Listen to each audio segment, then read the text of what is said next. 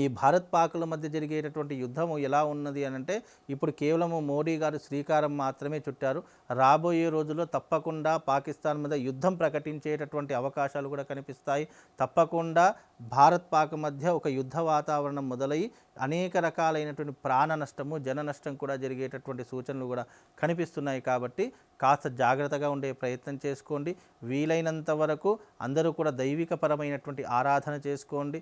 అలాగే దేన్నైనా ఎదుర్కొనేటటువంటి ధైర్య సాహసాలతో ముందుకు వెళ్ళేటటువంటి ప్రయత్నం చేస్తే గనక తప్పకుండా విజయం మనల్ని వరిస్తూ ఉంటుంది. ఇది రాబోయేటటువంటి రోజుల్లో ఒక సూచికగా తెలియజేయడం జరుగుతుంది. దీనివల్ల రాష్ట్ర రాజకీయంలో ఎన్నో రకాల ఇబ్బందులు జరుగుతూ ఉంటాయి. అలాగే ఒక ప్రముఖమైనటువంటి వ్యక్తికి ప్రాణగండం కూడా ఏర్పడేటటువంటి సూచనలు కనిపిస్తున్నాయి. కాబట్టి కొంతవరకు జాగ్రత్తగా ఉండే ప్రయత్నం చేయండి. అలాగే ఈ షష్టగ్రహ కూటమి యొక్క ప్రభావం ఏదైతే ఉంటుందో ఆల్రెడీ ఇప్పటికే మనం చూస్తున్నాము. ఎన్నో రకాలుగా జన నష్టము, ప్రాణ నష్టం జరిగినటువంటి దాఖలాలు కూడా మనకు కనిపిస్తూ ఉన్నాయి. ఇవన్నీ కూడా మనం కొంతవరకు తగ్గించుకోవాలి అనుకుంటే మనమే జాగ్రత్తగా ఉండాలి.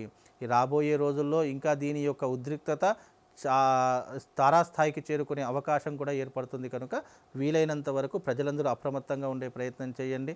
వీలైతే ప్రతి ఒక్కరి ఇంటి యందు తప్పకుండా దైవిక నామస్మరణ చేసుకునే ప్రయత్నం చేయండి.